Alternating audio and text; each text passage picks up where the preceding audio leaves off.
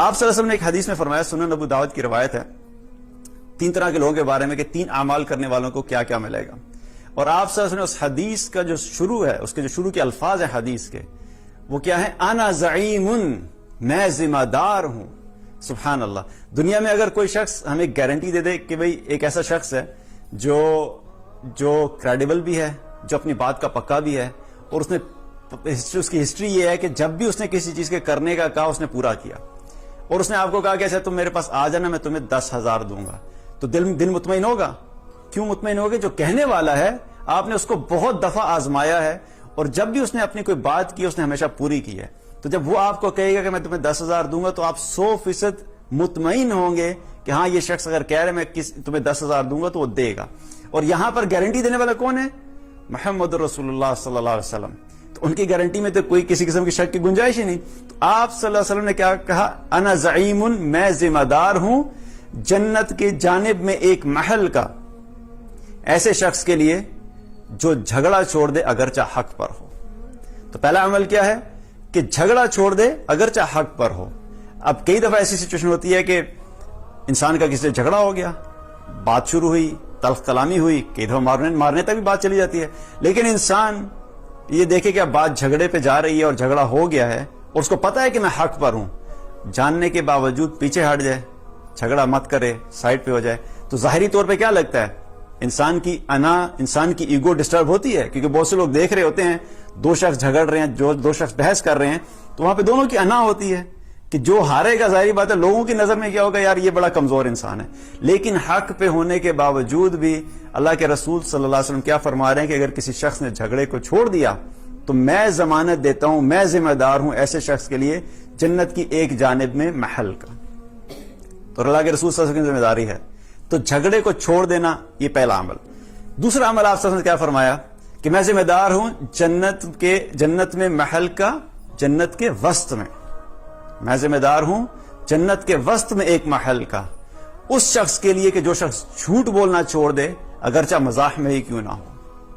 جھوٹ چھوڑ دینا، جھوٹ بولنا چھوڑ دینا، اور مزاح میں ہی کیوں نہ ہو. عام روٹین میں جب کوئی جھوٹ بولا جاتا ہے تو اس جھوٹ کو بولنے والے کو پتا ہوتا ہے کہ میں نے جھوٹ بولا ہے. مثال کے طور پہ آپ نے کسی کی پینسل لے لی اور آپ کو پتا ہے کہ آپ کے پاس پینسل ہے، اور آپ سے کسی نے پوچھا کہ میری پینسل آپ کے پاس ہے، تو آپ نہیں، میرے پاس تو نہیں ہے. اب آپ کو پتا ہے کہ آپ کے پاس پینسل ہے اور آپ نے بولا، تو آپ کو خود بھی دل میں پتا ہے کہ میں نے جھوٹ بولا. یہ جھوٹ تو سمجھ آتی ہے، اس سے تو توبہ بھی بندے کو سمجھ آتی ہے کہ چلو توبہ کر لی جائے گی. لیکن ایک جھوٹ ہوتا ہے جو مزاح میں جھوٹ، اس جھوٹ کو جھوٹ سمجھا ہی نہیں جاتا، اس کو ہم جھوٹ سمجھتے ہی نہیں ہے، کیونکہ ہم اپنی طرف سے مزاح کر رہے ہوتے ہیں لیکن جھوٹا مزاح کر رہے ہوتے ہیں. اور اس کی بہت بڑی اگزامپل آج کے دور میں کیا ہے؟ April fool. کس اتنے بڑے بڑے جھوٹ بولے جاتے ہیں، لیکن کس نام پہ بولے جاتے ہیں؟ انٹرٹینمنٹ، مزاح ہی تو ہے، تھوڑا انجوائے کر رہے ہیں. اس میں غلط بات کیا ہے؟ تھوڑے سے شغل ملائی تو لگا رہے ہیں، اس سے کیا فرق پڑتا ہے؟ یہ کوئی جھوٹ تھوڑا ہی ہے. تو کیا بتا رہے ہیں آپ صلی اللہ علیہ وسلم کہ جنت کے وسط میں اس شخص کو محل کی ذمہ داری آپ صلی اللہ علیہ وسلم دے رہے ہیں جو جھوٹ بولنا چھوڑ دے حتیٰ کہ مزاح میں ہی کیوں نہ ہو. تو ہم نے جھوٹ کو چھوڑنا ہے، اپنی زندگی سے جھوٹ کو نکالنا ہے، تاکہ انشاءاللہ تعالیٰ ہم ان لوگوں میں شامل ہوں کہ جنت کے وسط میں ایک محل ملے. تیسرا عمل جو آپ صلی اللہ علیہ وسلم نے فرمایا، جس پہ آپ صلی اللہ علیہ وسلم نے ذمہ داری لی کہ میں ایسے شخص کے لیے جنت کے اعلیٰ درجات میں گھر کی ذمہ داری لیتا ہوں جو اپنے اخلاق کو اچھا بنا لے. سب سے اعلیٰ درجات میں محل، اپنے اعلیٰ درجات میں گھر کی ذمہ داری لیتا ہوں جو اپنے اخلاق کو اچھا کر لے.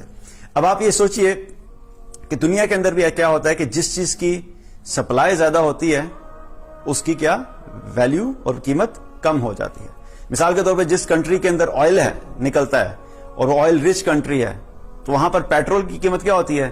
بہت تھوڑی ہوتی ہے، کیونکہ وہاں پر وافر مقدار میں تیل موجود ہے تو اس کی قیمت کم ہوگی. لیکن جن کنٹریز میں آئل نہیں ہے، پیٹرول نہیں ہے، تو وہاں پر جا کے آپ دیکھیں تو پیٹرول کی قیمت کئی گنا زیادہ ہوتی ہے، کیونکہ وہاں سپلائی کم ہے اور ڈیمانڈ زیادہ ہے.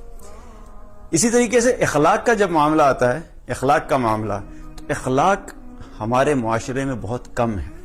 نماز پڑھنے والے بھی مل جائیں گے آپ کو، تہجد پڑھنے والے بھی مل جائیں گے آپ کو، ذکر کرنے والے بھی مل جائیں گے آپ کو، لیکن اخلاق سے رہنے والے، آپس میں ایک دوسرے کے ساتھ ہمدردی کرنے والے، آپس میں ایک دوسرے کے جو ایک دوسرے کے اندر کمزوریاں ہیں، ایک دوسرے کے اندر جھگڑے ہیں، ان کو ایوائڈ کرنے والے، اچھے اخلاق والے لوگ کم ہیں. اسی لیے اچھے اخلاق کی قیمت سب سے زیادہ لگی ہے. تو جو چیز کم ہوتی ہے اس کی قیمت بڑھ جاتی ہے. آپ صلی اللہ علیہ وسلم نے کیا فرمایا کہ جنت کے اعلیٰ درجات میں گھر کی ذمہ داری میں لیتا ہوں ایسے شخص کے لیے جو اپنے اخلاق کو اچھا کرے.